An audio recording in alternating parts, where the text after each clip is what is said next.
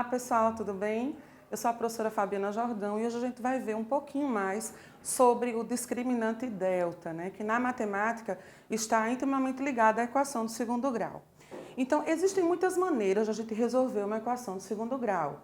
Pode ser pelo complemento de fatores, pode ser pela fatoração, mas a gente escolheu dedicar ao nosso aluno, a aula de hoje, exclusivamente sobre o discriminante delta e posteriormente sobre Bhaskara. Hoje vamos falar sobre delta. Olha, o discriminante delta é assim chamado porque ele discrimina, de fato, ele separa, ele divide, ele relaciona informações sobre as raízes da equação. Se elas serão iguais, diferentes ou complexas. Vamos entender isso um pouquinho melhor. Olha só. O delta, ele de fato, ele seleciona o valor, o seu valor na equação do segundo grau. Por quê? Porque mais na frente vocês vão ver numa próxima aula que ele está relacionado à raiz quadrada. Então o nosso aluno já sabe que não é todo número que se sente confortável dentro de uma raiz quadrada, como a gente já começou em sala de aula. Então o delta, nesse caso hoje, nós vamos vê-lo da seguinte maneira, que ele é igual a b ao quadrado menos 4ac. Só lembrando que esse 4ac é 4 que multiplica o a que multiplica o c, tá? Menos 4 que multiplica o a e o c. E aí vem essas características super importantes que o nosso aluno tem que ficar ligado. Se o delta for maior do que zero, gente, 1, 2, 3, infinito, ele terá a equação no caso terá duas raízes reais e diferentes, certo? Se ele for igual a zero, a equação só terá uma raiz, ou a gente pode dizer que ela tem duas raízes, mas que elas são iguais. Lembra que raiz são os valores do x, tá? E se ele for menor do que zero, a equação não haverá raiz, porque aí será um número meio complexo. Então, a gente não vai trabalhar com esse tipo de número agora, tá joia? Vamos para o próximo? Olha, nesse exercício, ele pede para você só dar uma exercitada aí para determinar o número de raízes da equação, tá? Então, nós temos 3 exemplos. Vinha aqui para o quadro comigo para a gente desenvolver isso aí de uma forma mais clara. Vamos lá? Então, pessoal, no nosso primeiro exemplo, a gente tem uma equação do segundo grau, certo? De forma completa, né? E o aluno vai ter certeza disso porque ele vai sempre precisar encontrar o termo A, B e C primeiro. Então, aqui rapidinho, ó, o A é o que está na frente do x ao quadrado, se não tem nada ele sabe que tem 1. O B é o que está na frente do x, então é menos 4. E o termo independente C é 5. Então, o aluno vem aqui, ó, delta igual a B ao quadrado menos 4AC. O que é que ele vai fazer aqui? No lugar do B, ele vai colocar o valor do B da equação. E aí vem aqui, ó, como B é menos 4 elevado ao quadrado.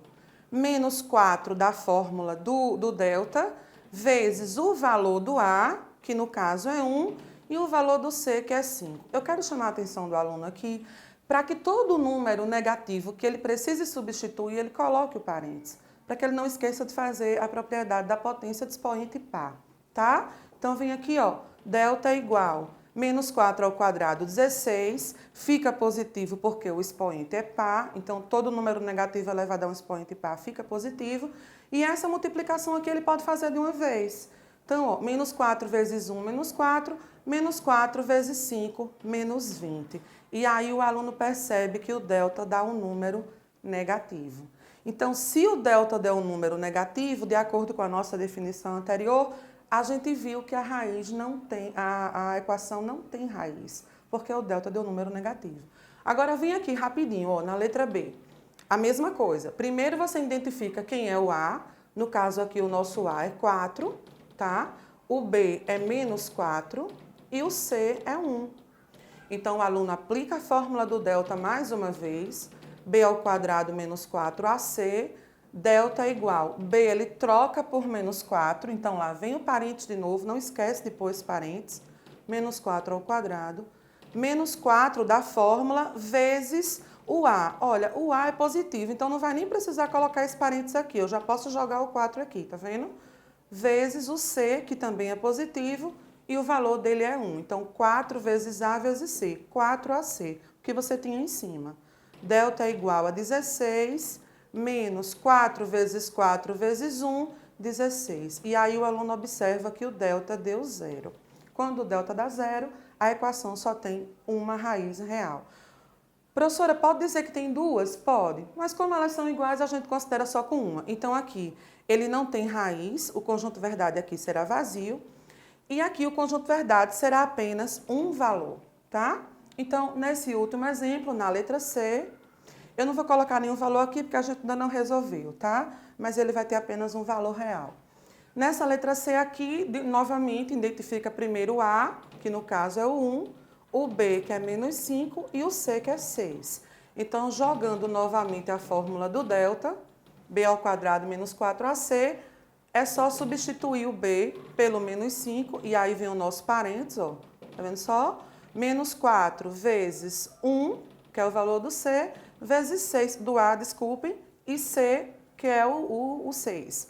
Então, delta é igual, menos 5 ao quadrado, 25. Lembrando que, novamente, número negativo elevado ao expoente par fica positivo, menos 24. O delta aqui deu um número maior do que zero. Então, no caso, esse conjunto verdade aqui vai ter dois números reais como solução. Esse aqui só vai ter um número real e, nesse caso, não vai ter nenhum valor real. Ok? Então, vamos voltar lá para o slide que a gente tem outro exemplo para dar uma segurada aí na nossa aprendizagem. Pessoal, nesse exemplo 2, a gente tem uma questão que gosta muito de cair aí no ENAC, né, no próprio Enem, no nosso material didático, que é o seguinte: determine quais os valores de K para que a equação igual a zero, né, tenha raízes reais e distintas. Primeira coisa que eu quero chamar a atenção para o aluno, olha só.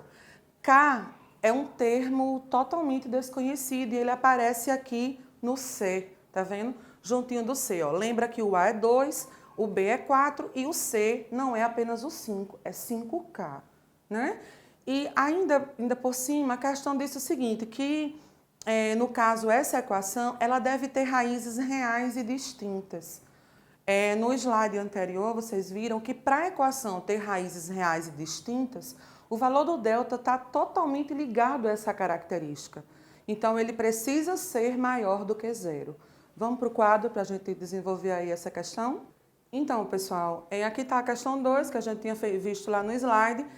E eu coloquei aqui a característica do enunciado da questão, que diz exatamente: essa equação precisa ter duas raízes reais e distintas.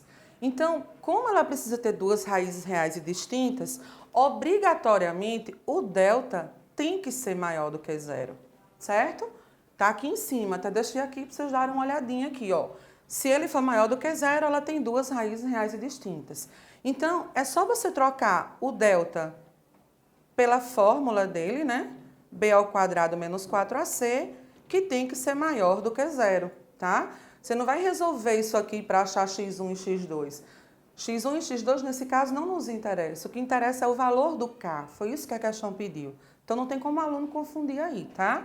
Então, olha, o B, anteriormente, até esqueci, porque é uma coisinha que eu sempre peço para que vocês façam.